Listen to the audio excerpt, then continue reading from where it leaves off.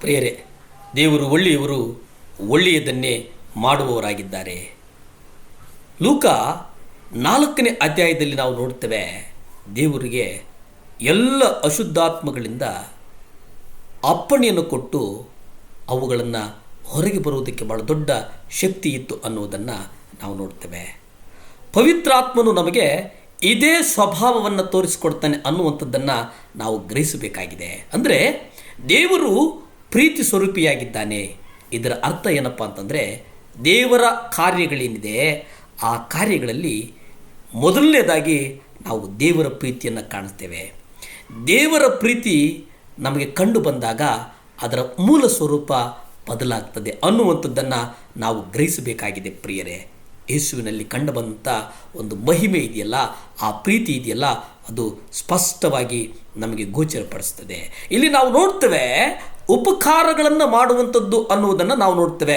ಈ ಉಪಕಾರಗಳನ್ನು ಮಾಡುವಂಥದ್ದನ್ನು ನಾವು ಎಲ್ಲಿ ನೋಡೋದಕ್ಕೆ ಸಾಧ್ಯ ಅಂತಂದರೆ, ಅಪೊಸ್ತಲ ಕೃತ್ಯಗಳು 10ನೇ ಅಧ್ಯಾಯ 38 ನಾವು ಗ್ರಹಿಸ್ತೇವೆ. 38ರಲ್ಲಿ ನಾವು ನೋಡ್ತೇವೆ, ದೇವರು ನಜರೇತಿನ ಯೇಸುವನ್ನು ಪವಿತ್ರಾತ್ಮನಿಂದಲೂ ಬಲದಿಂದಲೂ ಅಭಿಷೇಕಿಸಿದನು. ಅದರ ಜೊತೆಗೆ ಇಲ್ಲಿ ವಿಶೇಷವಾಗಿ ನಾವು ನೋಡ್ತೇವೆ, ಒಳ್ಳೆಯದನ್ನು ಸದಾಕಾಲ ಮಾಡ್ತಾ ಇದ್ದರು ಅನ್ನುವಂಥದ್ದನ್ನು ನಾವು ಗ್ರಹಿಸ್ತೇವೆ. ಇಲ್ಲಿ ಒಬ್ಬ ಮನುಷ್ಯನನ್ನು ಪ್ರೀತಿಸೋದು ಅಂತಂದರೆ ಅದು ಸಾಧಾರಣವಾದಂಥ ವಿಷಯವಲ್ಲ.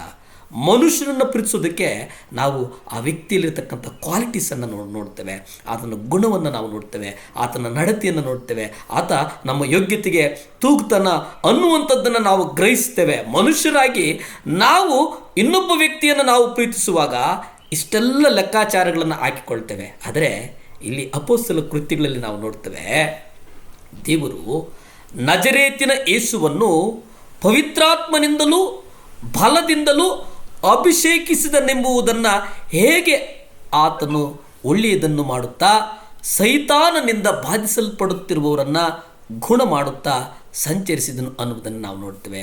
ಯಾಕಂತಂದರೆ ದೇವರು ಆತನ ಸಂಗಡ ಇದ್ದ.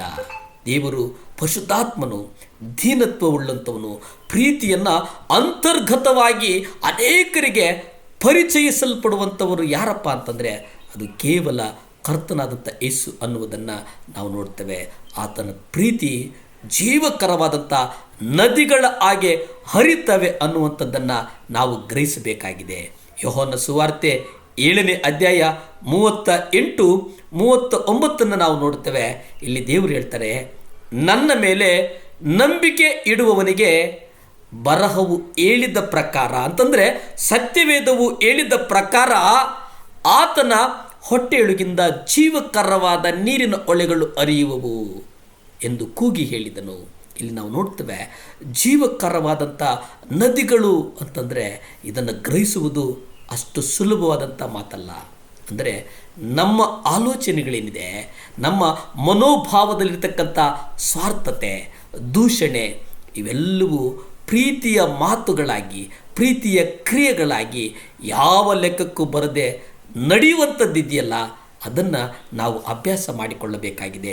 ನಾವು ಅದನ್ನು ಅಭ್ಯಾಸವನ್ನಾಗಿ ಮಾಡಿಕೊಂಡಾಗ ಅದು ನಮ್ಮ ಆಂತರ್ಯದ ಸತ್ಯ ಆಗ್ತದೆ ಅನ್ನುವಂಥದ್ದನ್ನು ನಾವು ಗ್ರಹಿಸಬೇಕಾಗಿದೆ. ಪ್ರಿಯರೇ, ಅದನ್ನು ಗ್ರಹಿಸಿದಾಗ ನೀವು ಕೀರ್ತನೆಗಳು 51:6 ನಾವು ನೋಡುವ ಹಾಗೆ, ಇಗೋ ಅಂತರಂಗದಲ್ಲಿ ನೀನು ಸತ್ಯವನ್ನು ಅಪೇಕ್ಷಿಸುತ್ತಿ, ರಹಸ್ಯದಲ್ಲಿ ನನಗೆ ಜ್ಞಾನವನ್ನು ನೀನು ತಿಳಿಯ ಮಾಡು. ಇಲ್ಲಿ ನಾವು ನೋಡ್ತೇವೆ, ಯೇಸು ಎಲ್ಲ ಮನುಷ್ಯರನ್ನು ಅಮೂಲ್ಯರು ಎಂಬುದಾಗಿ ಪರಿಗಣಿಸ್ತಾರೆ. ಹಾಗಾಗಿ ದೇವರು ಎಲ್ಲ ಮನುಷ್ಯರನ್ನು ಗೌರವಿಸ್ತಾರೆ. ದೈವ ಭಕ್ತರು ಎಲ್ಲರೂ ಬುದ್ಧಿವಂತರಾಗಿ ದೇವರು ಗ್ರಹಿಸ್ತಾರೆ. ಯೇಸು ಕ್ರಿಸ್ತನು ಆ ಕಾಲಘಟ್ಟದಲ್ಲಿ ನಾವು ನೋಡುವುದಾದರೆ ಅವರ ಶಿಷ್ಯರಿಗೆ ಸಮಾನವಾದಂಥ ಪ್ರೀತಿಯನ್ನು ಹಂಚ್ತಾ ಇದ್ದರು. ಪ್ರಾರ್ಥನೆ ಮಾಡಿಕೊಳ್ಳೋಣವೇ? ಭೂಮಿ ಆಕಾಶಗಳನ್ನು ಉಂಟು ಮಾಡಿದಂಥ ಸರ್ವಶಕ್ತನಾದಂಥ ದೇವರೇ, ಕೋಟ್ಯಾನು ಕೋಟಿ ಸ್ತೋತ್ರ ಸ್ವಾಮಿ. ಈ ಮುಂಜಾನೆ ಯಾರ್ಯಾರು ದೇವರೇ ಅಪ್ಪ ಯೇಸುವೆ ಈ ವಾಕ್ಯವನ್ನು ನೋಡ್ತಾ ಇದ್ದಾರೆ ಸ್ವಾಮಿ, ಅವ್ರಿಗಾಗಿ ಪ್ರಾರ್ಥಿಸ್ತೇನೆ ಸ್ವಾಮಿ. ದೇವರೇ, ಯಾರ್ಯಾರು ಸಾಲದ ಸಂಕಟಗಳಿಂದಿದ್ದಾರೋ ಅವ್ರಿಗಾಗಿ ಪ್ರಾರ್ಥಿಸ್ತೇನೆ ಸ್ವಾಮಿ. ನೀವು ಹೇಳಿದ್ದೀರಪ್ಪ, ನನ್ನ ಸಹಾಯವು ಎಲ್ಲಿಂದ ಬರುವುದು? ನನ್ನ ಸಹಾಯವು ಭೂಮಿ ಆಕಾಶಗಳಿಂದ ಬರುವುದು ಎಂಬುದಾಗಿ ಹೇಳಿದಂಥ ದೇವರೇ, ಯಾರ್ಯಾರು ಸಾಲದ ಬಾಧೆಗಳಿದ್ದಾರೋ ಅವರು ಅನೇಕರಿಗೆ ಸಾಲ ಕೊಡುವರು ಹೊರತು ಸಾಲ ತೆಗೆದುಕೊಳ್ಳುವುದಿಲ್ಲ ಎಂಬುದಾಗಿ ಈ ವಾಗ್ದಾನದ ಪ್ರಕಾರ ನೀವು ನಡೆಸ್ತಿರಂತ ನಾನು ಬಲವಾಗಿ ನಂಬ್ತಾ ನಿಮ್ಮ ರಕ್ತ ಅವರಲ್ಲಿ ಚೆಲ್ಲಲ್ಪಡಲಿ ಸ್ವಾಮಿ. ದೇವ, ಸುಖ ಕೊಡು, ಬಲ ಕೊಡು, ಅವರನ್ನು ಗೌರವಿಸು ಸ್ವಾಮಿ. ಸ್ತುತಿ, ಘನ, ಮಾನ, ಮಹಿಮೆ ನಿಮ್ಮೊಬ್ಬರಿಗೆ ಸಲ್ಲಿ ತಂದೆ. ಆಮೇನ್, ಆಮೇನ್, ಆಮೇನ್. ಹಲ್ಲೆಲೂಯಾ.